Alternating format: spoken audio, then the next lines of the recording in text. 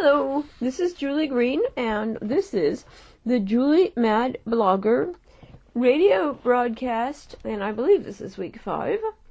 I believe the topic of tonight's broadcast, which is 2 days late, sorry, is called Lost Things. Now, before I begin, I will tell you what I'm going to be doing. First of all, the first thing I'm going to be doing is reading to you from a book that was lost and I found. So I'll be reading you to a couple of bits from that book, and it's a really old book that I was given to me. I don't know if it's in print anymore, but I'll be reading from that book, and it was kind of a real thing that was a book that influenced me. Then I'll be talking about some stuff that I lost and found. And then I will read a poem. And I'll conclude with that. And the poem is by a real famous, wonderful poet who lived to be a very old age. And I guess a few years died a few years back. Well respected poet. And the poem is really wonderful. Again, a book that was on my shelves, and I recently did some spring cleaning and located it. And I said, oh my God, what a wonderful poem. This is part of my life that was lost, and I found it again, and I've rediscovered it, how wonderful it is to find something again. So, if you are lost and want to feel found, maybe you can identify with that wonderful feeling of finding a lost thing. So with that, I will read a bit from this wonderful little book that I found on my bookshelf when I was doing my spring cleaning, and it's something that was given to me by something I discovered existed when I was the ripe tender age of 21. Guess what? A woman can be clergy. Oh my God, is that really possible? I thought only men could be rabbis. Only men could be priests and ministers. And what about all those Eastern religions that I wasn't supposed to know about? Women could be those too? But yeah, I met a woman minister. And she said maybe women can be rabbis too. And she taught me a whole bunch of stuff, but this is a book that she gave to me. And it's called Jesus According to a Woman. And I thought, well, gee, isn't it interesting? And I read the whole book with absolute fascination. I was 21 years old, and for those of you wondering, I did not have an eating disorder at the time. I was curious about the world. I wanted to learn. I was a budding feminist. I was really wanting to learn more about feminism, and this is a feminist book. Now, it came out around the time I graduated high school, I think. Yeah, 1975 I graduated high school. Let's see when it came out.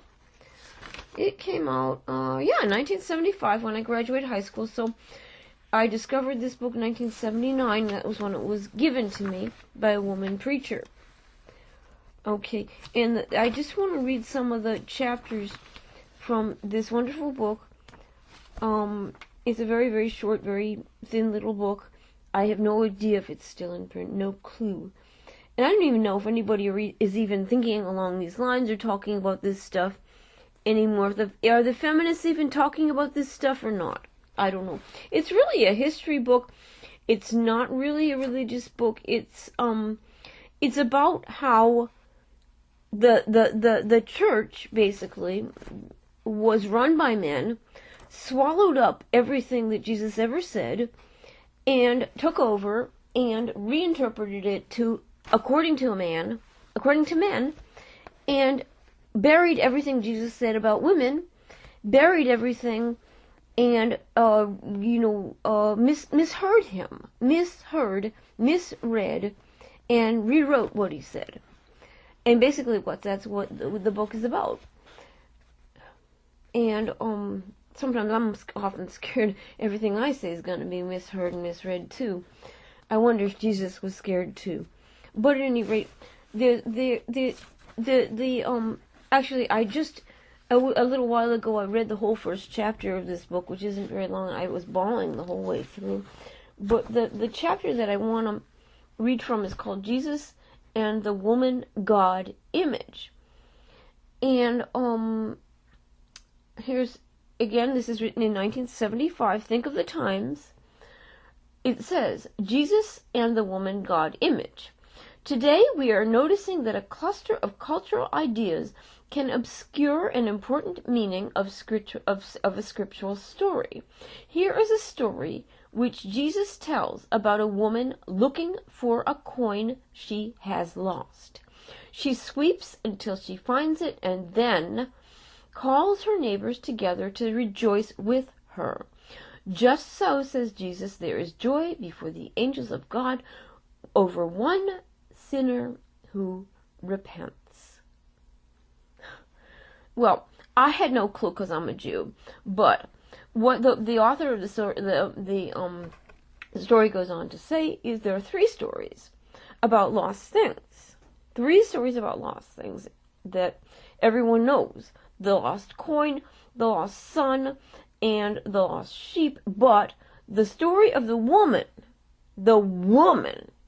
with the lost coin is considered very trivial, and it's given only 3 lines in the Bible, whereas the lost son is given 33 lines, and the lost sheep, of course, the sheep herder being a person who was a wage earner with an important role, considered it more important, was given a whole bunch of lines too. Considered important was the lost coin. The story of the lost coin is considered trivial woman's work.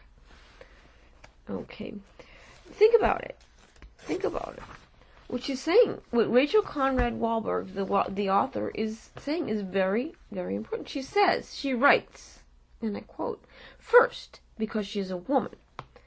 Why is the God-woman obscured? Now, the woman is considered a godlike creature because she finds the lost. When we read or hear the story, our perception is immediately limited to the sex role implications we have all internalized.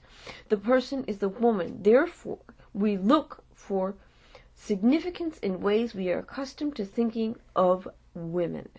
Women sweep. Women lose things. Women call together their neighbors for a celebration.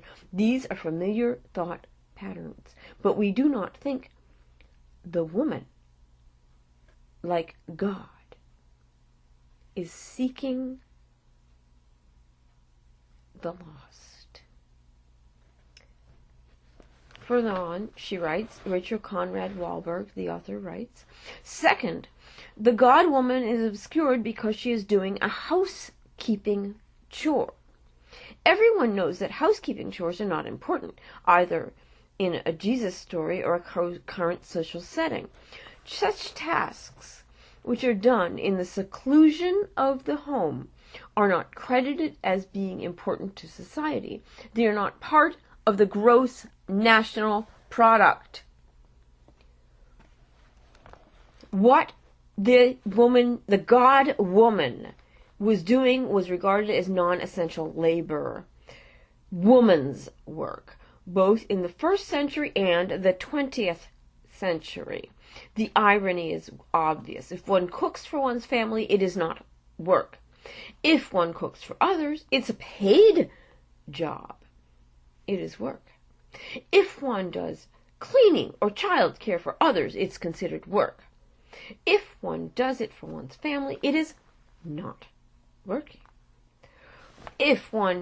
Traditionally, whatever woman does is not worth pay or status. Okay. Thus, if the main character in a story is doing something generally regarded as trivial, it is easier to overlook that person's contribution and purpose. Her action, sweeping, is one which numbs the reader or listener from seeing behind the trivial job. to significance of what she is doing. One might call this mental block a cultural cover-up. Isn't that amazing?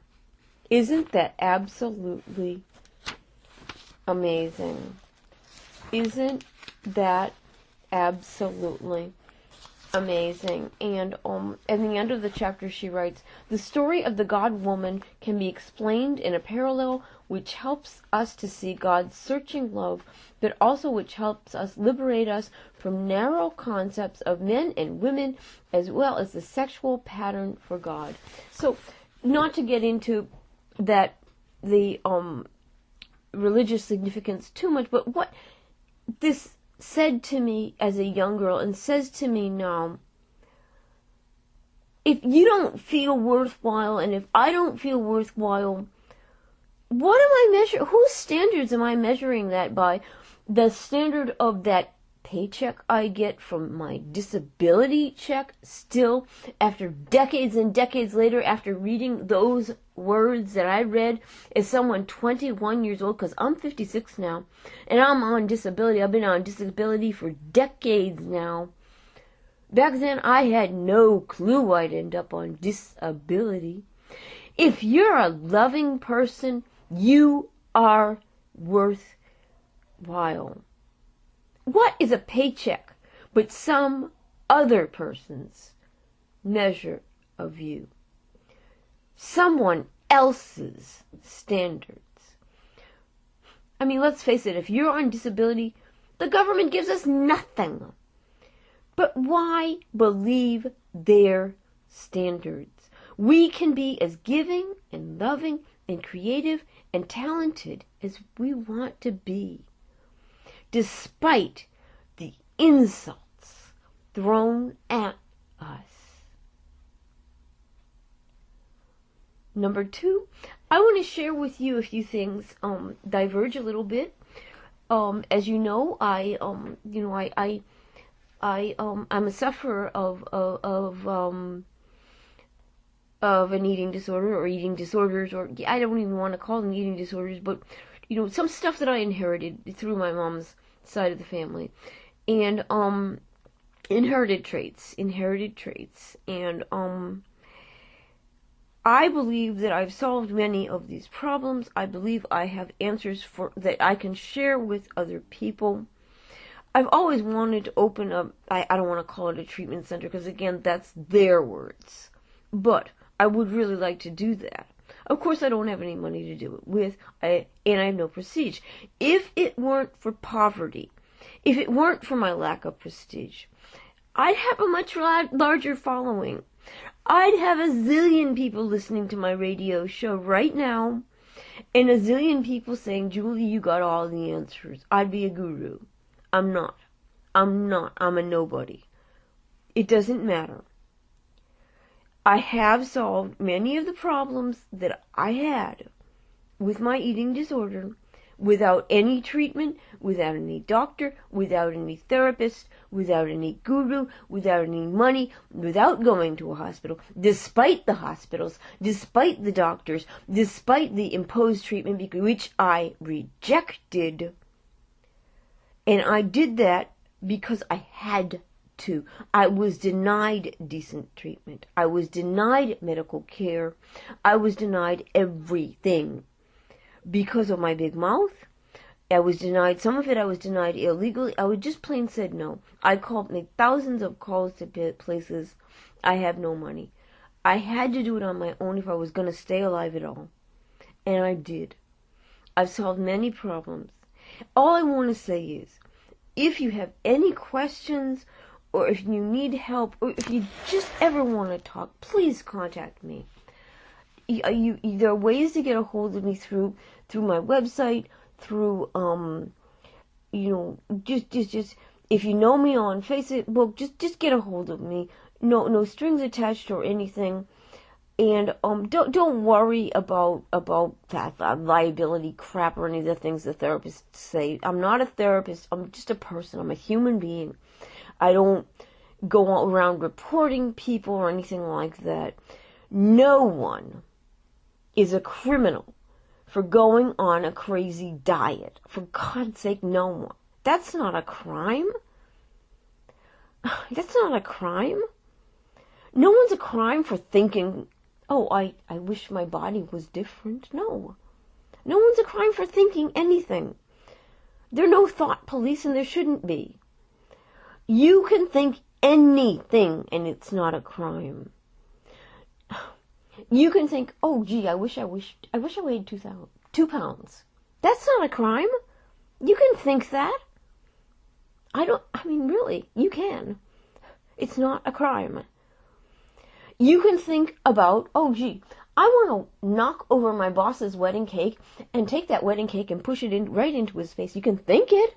Go ahead, think it all you want. If you're pissed off at your boss, go ahead, think it. It might even be fun. That's not a crime. So, thus saying, please, as you can tell, I'm a little bit funny. So, please, I want to help out. As far as eating disorders go, please.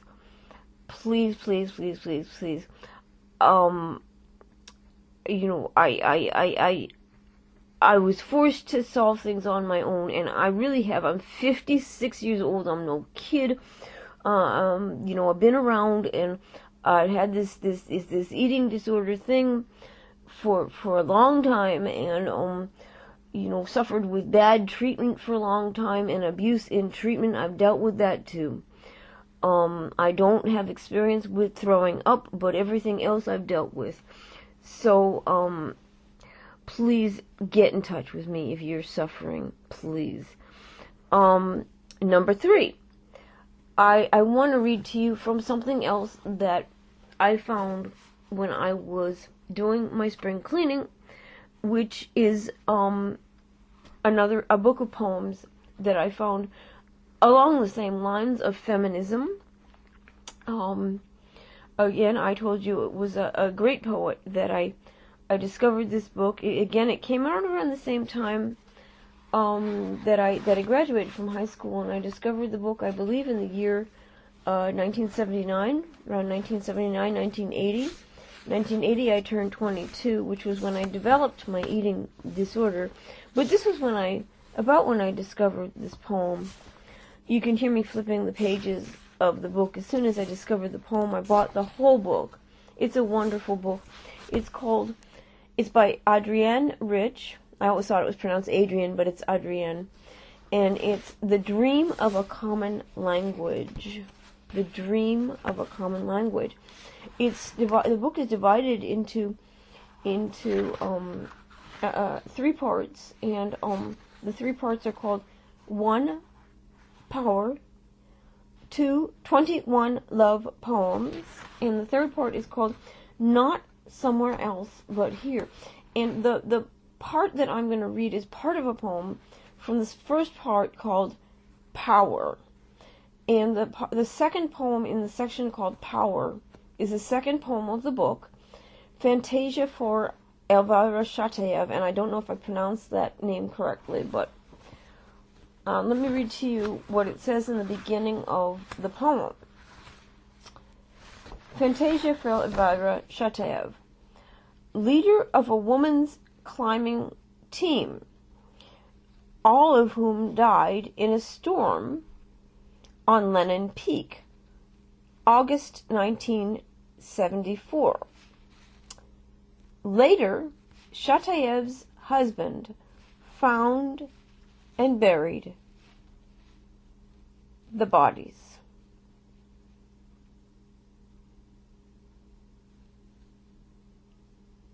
And I'm going to skip ahead and read toward the end.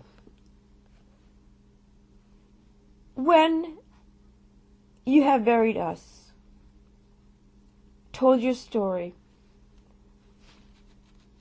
ours does not end. We stream into the unfinished, the unbegun, the possible. Every cell's core of heat pulsed out of us into the thin air of the universe, into the armature of rock beneath these snows, this mountain, which has taken the imprint of our minds through changes elemental and minute, as those we underwent to bring each other here, choosing ourselves, each other, and this life, whose every breath and grasp and further foothold is somewhere still enacted and continuing. In the diary I wrote, "Now we are ready." And each of us knows it. I have never loved like this. I have never seen my own forces so taken up and shared and given back. After this long training, the empty sieges, we are moving almost effortlessly in our love. In the diary, as the wind began to tear at the tents over us, I wrote, "We know now we have always been in danger, down in our separateness and now up here together. But till now we had not touched our strength." In the diary, torn from my fingers, I had written, "What does love mean? What does it mean to survive?" A cable of blue fire ropes our bodies, burning together in the snow. We will not live to settle for less. We have dreamed of this all of our lives. Thank you, everyone. Good night, and I'll talk to you later. Bye-bye. This is Julie Green on the Julie Mad Blogger radio show.